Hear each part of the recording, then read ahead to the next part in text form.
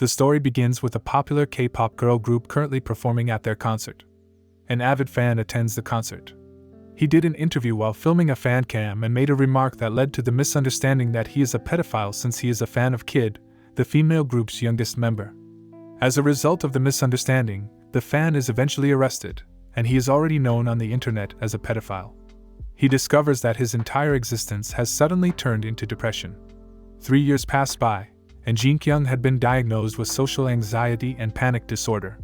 He also turned into an anime fan and a shut-in. He then comes upon a mosquito and takes a can of bug spray. He kills the insect by pretending to do magic, like the ones from those fantasy anime. A flash of light then occurs, and he suddenly vanishes from his room. He falls from the sky and lands in a field, where a girl exclaims that her summoning was successful. The young lady greets Jin Kyung and inquires about his name.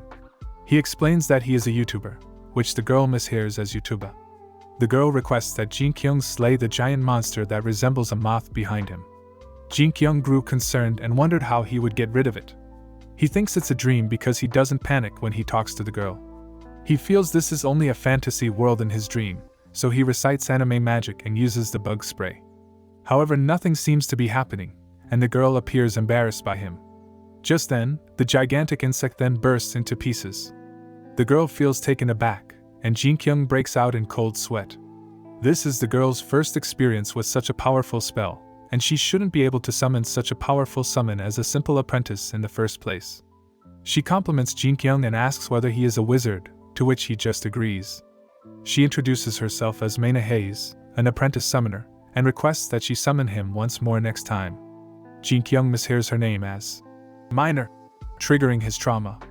Jin Kyung declares that he will now refer to her as Ai-chan. Jin Kyung states he can have the same dream twice, therefore he might not see her again. Maina became depressed, believing that summoning someone powerful was a coincidence. Maina smiles and casts a spell to return Jin Kyung, but Jin Kyung hears something about the final part of the spell. He is now back in his room. He noticed the term, "made in Japan," in the spell and believes it was all a dream. Although sleeping, he was exhausted. He falls asleep again, and when he awakens, he discovers leaves on his feet. His parents are currently in the living room. His mother is concerned that Jin Kyung did not eat, and his father goes outside to smoke, calling Jin Kyung trash. Jin Kyung avoids his parents because he is afraid of how they may respond. He notices his computer is turned on and reboots it, but then he vanishes. He sees himself dropping from the sky once more. Meanwhile, Jake and Elera meet with Maina. Maina claims that their village is overrun with demons. Jake is confused as to how Maina got to them so quickly, knowing there was a monstrous moth on the way. She claims it simply vanished. They hear a noise, and Jake warns that the Fallen are on their way. The Fallen are people who have been branded by the Mountain's master for their greed and the devastation of the mountains. Main then inquires what will happen if a summon causes damage in the mountains. Jake explains that the summoner will be brought in by the Fallen sent by the Mountain's master. Maina, who is anxious, admits that she used the summon to kill the giant moth and damage a few mountains. Elera chuckles, knowing that Maina cannot conjure a spirit as an apprentice. Just then, a Fallen appears in front of them. Elera summons a Jinn and launches an attack on the Fallen. Jake recommends fleeing, but a swarm of Fallen appears and crushes the Jinn. They flee, and the Fallen pursue them. Maina got split from the others and was branded by the Fallen. The Fallen retreat, while Maina blames Jin Kyung. She unconsciously asks him once more and casts a summoning spell. When she believed that it didn't work, something came down from above. Jin Kyung appears. Jin Kyung is confused by what is going on. He discovers it isn't all a dream after all. Jin Kyung notices the Fallen encircling Maina as she pleads for aid. Jin Kyung assesses his situation and concludes that he is extremely powerful in this world. He laughs, preparing to battle the Fallen, but they simply turn around and drag Maina away. Jin Kyung sprints to catch up. He is concerned that he did not pack bug spray. He notices Maina's forehead, and she explains what is going on. He attempts to remove the brand with sand, but nothing happens. Jin Kyung spits on Maina's forehead, and the brand fades away. One of the Fallen turns around and attacks them. Jin Kyung spits on the Fallen, and it dies as a result. He laughs at how powerful his spit was, and the remaining Fallen vanish. Meanwhile, Jake and Elera are attacked by the Fallen, but they vanish. Suddenly, there is a loud rumble, and the mountain's master arrives. It roars and charges at Jin-kyung and Maina. Jin-kyung collapses to the ground, convinced that all is over. He recalls having bug spray in the past. Just then, he remembers he's carrying a wireless mouse. He gets to his feet and demands that Maina give him a favor if he kills the Colossus. Maina feels the moronic feeling again, and Jin-kyung begins chanting random magic and removes the batteries from his mouse. He attempts to toss the wireless mouse, but nothing occurs. The Colossus attempts another attack. Jin-kyung understands it won't work without the batteries. Suddenly, a magical attack emerges from the batteries. It strikes the Colossus, creating a lightning field around it. The repeating lightning strikes killed the mountain's master, and it crumbles. Jin-kyung killed the Colossus. Maina thanks him and starts asking about Jin-kyung's favor. Because it did come out of nowhere, he'll tell her next time. Maina is pleased that she will see him again. Maina presents him with an E-tag. It links the summoned spirit and the summoner. Jin-kyung returns to his room and learns that everything was real. He wants to brag about it to someone, so he did it online, but the commenters laugh at him. Frustrated, he sprays his bug spray, but nothing works on Earth. After barely using it, he notices that the can is empty. The battery in the mouse has also run out. He concludes that it is because he utilized it in another world. Meanwhile, when Maina returns to their campsite, he finds Alera's servant, Benny. They are both on the lookout for Alera and Jake. Maina claims that she beat the Colossus with her summon, but Benny is doubtful. Jin-kyung, on the other hand, is watching an anime series that has caused him to cry and discard his current anime figure. He searches online for his new favorite character's figure using his mother's payment card and finds a special bikini edition. He is enraged at the producers for revealing her skin, but he notices a special comment that convinces him to buy it. Jin-kyung's mother was notified that Jin-kyung had purchased something. She is concerned as to what Jin-kyung is up to. Jin-kyung has finished rewatching an anime series and is worried about Maina. His order arrives unexpectedly, but due to his social anxiety, he requests that the parcel be left by the door. He opens the door dramatically and sees his neighbor. The neighbor watches him awkwardly return inside. Meanwhile, Maina and Benny meet up with Alera. Alera and Maina abandon Benny. Alera meets with Maina's uncle, the Earl of the territory. He offers her to remain and work with him. She takes a bath and eats. She also got new clothes and believes the Lord is gracious. Yet, it appears that she needs to work in exchange.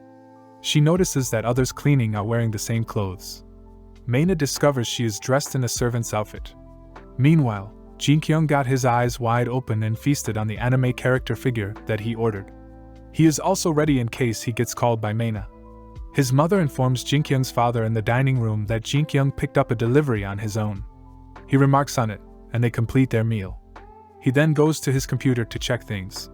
Meanwhile, the Earl noticed Maina's efforts and assigned her to work as a farmer, growing the land and harvesting produce. She appears to be required to work to pay for her food, water, and clothing. She was abandoned and attempts to roam around, but she understands it's too late for her. Just then, another delivery, ordered by either of Jin-kyung's parents, arrives. He instructs the delivery man to leave it, and before leaving, he checks for his neighbors. When the woman sees the package, she remembers what happened the day before. Jin-kyung's creepy and weird behavior makes her laugh. Jin-kyung recalls his traumatic experiences and falls unconscious. Jin-kyung's father arrives later and sees his ordered parcel. Jin-kyung's mother informs him that Jin-kyung was discovered unconscious in front of the door. He tries to ignore it, but Jin-kyung's mother requests not to overwhelm Jin-kyung. Meanwhile, Maina realizes she is now a servant as well as a farmer. When she returns to the area given to her, she discovers demons destroying her crops. She then attempts to summon a djinn, but it is so little, like an ant, that it vanishes. She strikes the demons with her hoe, driving them away. Back at the Earl's mansion, Jake returns with Ranyan, a wizard sent by the king. Ranyan reports about the demons' attacks and their destination. The king ordered an expedition, and Ranyan came to ask for the best summoner. Alera offers assistance. Meanwhile, Maina is surprised to see her seedlings growing quickly. The small demons return, and she grabs her hoe to drive them away. Just then, the monster's mother appears. It screeches, and at the same time, the E-tag shines and Jin-kyung regains energy and teleports to the other world. Maina gets excited, but she sees Jin-kyung falling from the skies in an embarrassing pose. Moreover, He lands with weird sounds, making Maina more embarrassed. Jin Kyung announces his arrival and sees the monster, and Maina cowering. He thought she was attacked. He brings out a lighter and chants a spell, but the monster rushes toward him. Just then, the lighter shines red. Jin Kyung spins around and slices the monster's neck. The lighter turned into a flame sword. He expresses his skill by slicing the monster in half. Jin Kyung realizes he is more comfortable in this world. Maina was impressed but enraged since her field had also been ruined. Yet, she thanks him, and Jin Kyung only notices that Maina is dressed in a real maid's outfit in a fantasy world. Jin Kyung laughs villainously while the baby demons cry. The demon's father appears just then. It screams and summons more bird demons. He advances, but the lighter runs out of fuel. He searches for more items, and a mosquito coil box falls. The demon attacks Jin Kyung, but he burns it and activates a terror field, just like the one in Neon Genesis. The flame expands and kills the horde of demon birds spreading throughout the land. The demons are erased, and Maina asks what happened. Jin Kyung explains that he built the ultimate barrier. The barrier will be gone once the mosquito coil burns out. Jin Kyung asks her why a summoner is farming. He offers to take her home. On their way, Maina is amazed that Jin Kyung can stay so long in her world. He claims that he is not an ordinary spirit. Maina tells him how she is disheartened to continue as a summoner, and Jin Kyung gives her a piece of weird advice. He then remembers the favor he asked for before. He asks her to wear his new favorite anime character's micro bikini. Jin Kyung covers his eyes while anticipating Maina, but it looks like he got sent back to Earth while Maina apologizes from the other side. After a few days, Jin Kyung shouts in frustration at not seeing Maina in a micro bikini. His mother notices how energetic he is. Meanwhile, Maina goes home after farming, and Benny joins him. Benny mentions how they are treated as livestock. They are provided with necessities even if they do not have freedom. He mentions how Maina is a summoner, and has a chance to become a noble, but Maina claims she doesn't have the talent. Meanwhile, Ranian asks Alara where is the summoner that she promised. She panics and tells him to wait. She regrets not bringing her classmates with her, and considers sending any summoner she can think of. Just then, Maina and Benny arrive, and Alara glares at Maina. She then tells her to go away.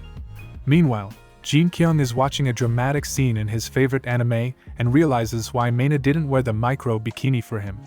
Maina felt chills, and she tried to wear them but decided to burn them instead. She went outside and noticed Ranian practicing his magic. Maina greets him, and Ranian introduces himself. She is amazed to see magic and a wizard. Ranian shows her another type of magic, and she is amazed by it because it looks like fireflies. Ranian explains that this magic is a wide-range meteor spell that can blow away a few mountains. He also shares that he is the best and highest-ranked wizard. He then explains how magic works in a simple way by using mana and imagination. Summoned spirits can use the mana from their world to invoke magic. She then realizes how Jin Kyung uses his abilities. Just then, they notice a bird in the night sky, and it attacks the Earl's mansion. The Earl's mansion bursts into flames, and he and Alara escape. The Earl screams and orders everyone to put out the fire, but the servants shout for freedom and run away. Jake assumes that it is a demon attack. Just then, a blue light approaches them at high speed. Jake tries to attack it by throwing his sword, but it is useless. They dodge the blue light, and Alara plans to fight back. She chants and summons the ruler of tempests. She asks it to fight the demon, and it easily smacks the demon away. Alara hopes it is over because she can't manage to keep the summon for too long, but the demon still got up. It looks slower this time, and just then, Maina and Ranian arrive. Maina asks if the spirit is hers, but Alara denies it. Ranian recognizes the blue light as Gria's guide. The demon exploded, and Ranian explains that a demon had wiped out a stronghold before. The others dismiss his words, but Ranian claims that it was just a guide who died. Just then, a colossal demon appears named Gria of the Wandering Blade. The demon flies out of the portal. Gria lets out a fiery breath that destroys forests and mountains. The Earl's mansion got destroyed along with the fields around it. Everyone runs away, but Gria notices them. Gria unleashes a fiery breath in their direction, and Maina gets hit. When she thought she was dead, she noticed the micro bikini shielding her from the attack. She feels conflicted though. Alara and Jake ask how Maina obtained such a powerful artifact, and she claims that she got it from a spirit she summoned. Meanwhile, Jin-kyung can't sleep thinking about Maina wearing the micro bikini. He grabs an energy drink and sleeps, but just then, he gets summoned to the other world. Alara looks at him with doubt. Gria keeps attacking random areas in the mountains. Alara wonders why a powerful demon appears in their place, and Ranian claims that Gria appears whenever there is a threat to the demons. Everyone looks at Alara, and she gets mad. She asks Maina to do something about her spirit. Maina wakes Jin-kyung, and he sees new faces. Jin-kyung widens his eyes, seeing Alara. Sorry, it was the Earl in a micro-bikini that he saw. He cries and slurs at the Earl. Maina claims that they use the defensive power to protect the Earl, but Jin-kyung exclaims that it only works on girls and asks to get rid of the hideous beast in front of him. Jake takes away the crying Earl, and Maina cries because her life is now ruined. Maina tries to ask Jin-kyung for help, but he looks dead while crying. Maina apologizes to Alara and suggests that she fight because she is the best summoner. Ranian flinches, and Alara becomes enraged. Alara receives criticism from Ranian for hiding the truth that she is an elite summoner. Alara argues she is unable to engage in conflict in the north since she is a noble in charge of a territory. She condemns them as peasants who failed to protect the north and lack summoning abilities. She calls everyone useless. Maina apologizes for being incompetent and a burden. Alara further criticizes Maina. Jin-kyung speaks up and asks what Maina is doing. That concludes part 1 of this recap. Please don't forget to like and subscribe. What will happen next? If you would like to see a part 2 of this manhwa, let us know in the comments section below. Till next time.